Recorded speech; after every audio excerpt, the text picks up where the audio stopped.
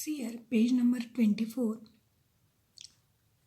गेल्या व्हिडिओमध्ये आपण wavelength of de Broglie that is in metre and wavelength of de Broglie wavelength in volts और in nanometre studied. See here, now page number 24. See here, J.J. Thomson discovered the existence of electron as a subatomic particle, while his son George P. Thomson showed that electron behaves like a wave. Wave property of electron was confirmed experimentally in 1927 by Davison and Germer in America and in 1928 by George P. Thomson in England by diffraction of electrons by atoms and metals. See here, page number 25. Question number 14. What do you understand by the term wave-particle duality? Where does it apply? Such a question is for 2 marks. See here, electromagnetic radiation and material particles show wave-like nature and particle nature under certain circumstances or conditions. This phenomenon is called as wave-particle duality of matter. म्हणजेच याच्यामध्ये असं सांगितलं जातं की wave particle अशा wave like structure आहे particle like structure असे दोन्ही प्रॉपर्टी याच्यामध्ये इलेक्ट्रोमॅग्नेटिक रेडिएशनमध्ये आणि मटेरियल पार्टिकल्समध्ये दिसून येतात. It applies to all phenomena. The wave nature and particle nature are liked by de Broglie relation. तर हे रिलेशन पहा, lambda is equal to h divided by p, where lambda is wavelength of matter waves and are called as de Broglie waves or matter waves, where P is equal to magnitude of momentum of a particle or momentum of quantum of radiation. See here, H is equal to Planck's constant. Now see question number 15 for 2 marks. Explain what do you understand by de Broglie wavelength of an electron. Will an electron at rest have an associated de Broglie wavelength? Justify your answer. See your answer. Under certain conditions an electron shows wave nature. म्हणजे काय, काही ठराविक अशा conditions लागू केल्या तर इलेक्ट्रॉनला wave nature आहे. Waves associated with a moving electron are called matter waves or de Broglie waves or Schrödinger waves. De Broglie wavelength of these matter waves is lambda is equal to h upon p, where h is equal to Planck's constant, p is equal to magnitude of the momentum of the electron. अशा प्रकारे हे जे वेवलेंथचा जो formula आहे for matter waves, de Broglie wavelength is obtained, that is lambda is equal to h divided by p. See here, page number 26.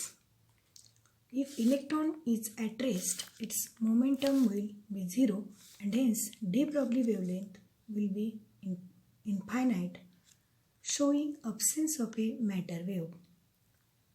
That is, जर electron rest position असेल तर momentum किती असेल, 0 असेल अँड हेच de Broglie wavelength will be infinite, that is इन्फिनिटीपर्यंत किंवा असंख्य अशा संख्येपर्यंत गणित असू शकेल, कितीही जादा व्हॅल्यू असू शकते. But according to quantum mechanics or wave mechanics this is not possible. Quantum mechanics जरी काहीतरी ठराविक अशी व्हॅल्यू असावी लागते. Question number 16. Explain the inverse linear dependence of stopping potential on the incident wavelength in a photoelectric effect experiment.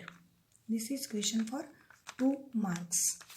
See here, we have V0 into E is equal to H into C divided by lambda minus phi, where V0 is equal to stopping potential, small e is equal to magnitude of charge on electron, h is equal to Planck's constant, c is equal to speed of light in free space, lambda is equal to wavelength of electromagnetic radiation incident on metal surface, phi is equal to work function for the metal, that is h, c and e are constants. Phi is constant for a particular metal, hence when 1 upon lambda increases, V0 increases. म्हणजे काय 1 upon lambda वाढला असता quantity V0 म्हणजेच stopping potential वाढते. Graph of V0 versus 1 upon lambda is linear.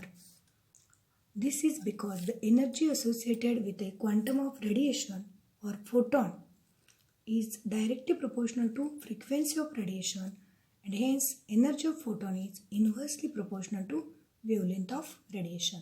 म्हणजे energy कशाच्या प्रमाणात वाढते, फ्रिक्वेन्सी वाढवली असता एनर्जीसुद्धा वाढते. अँड एनर्जी ऑफ फोटॉन ही वेवलेंथच्या व्यस्त प्रमाणात आहे, म्हणजे वेवलेंथ वाढवली असता एनर्जी कमी होते. See here page number 27, question number 17.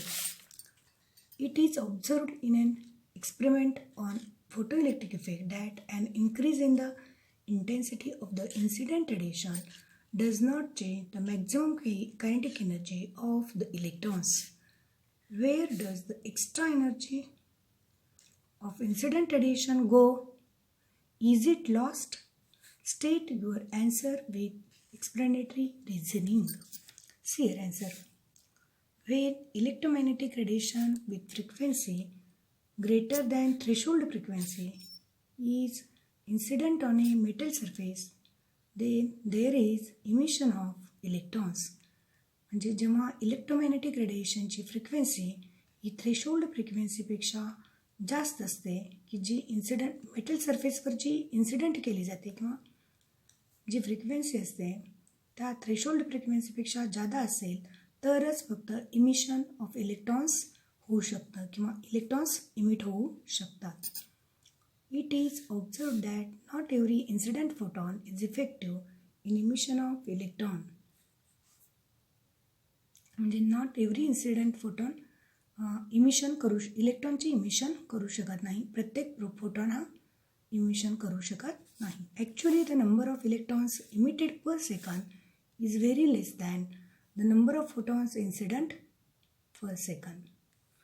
म्हणजे जे इमिटेड इलेक्ट्रॉन्स आहेत पर सेकंड, एका सेकंदामध्ये इमिट होणारे बाहेर पडणारे इलेक्ट्रॉन्स हे इन्सिडंट केलेल्या इलेक्ट्रॉन्सपेक्षा किंवा एका सेकंदामध्ये इन्सिडंट केलेल्या फोटॉन्सपेक्षा संख्येने कमी असतात. The photons that are not effective in emissions of electrons are reflected और स्कॅटर्ड और absorbed resulting in the rise in temperature of metal surface. Metal सरफेसचं जर टेम्परेचर वाढवलं तर त्यातले काही फोटॉन्स हे रिफ्लेक्टेड किंवा स्कॅटर्ड किंवा ॲब्सॉर्ब केले जातात.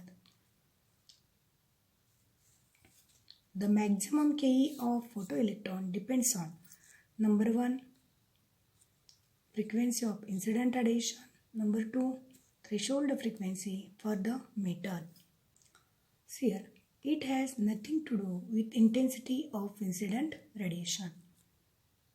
म्हणजे या गोष्टीवर इंटेन्सिटी ऑफ इन्सिडंट रेडिएशनवर कायनेटिक एनर्जी मॅक्झिमम Ke अवलंबून डिपेंड राहत नाही किंवा अवलंबून नसते.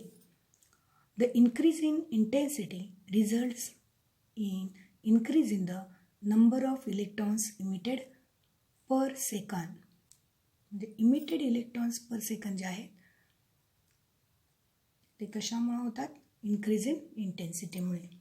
अशा प्रकारे जो आपला 14 चॅप्टर आहे dual nature of radiation and matter हा इथे संपत आहे.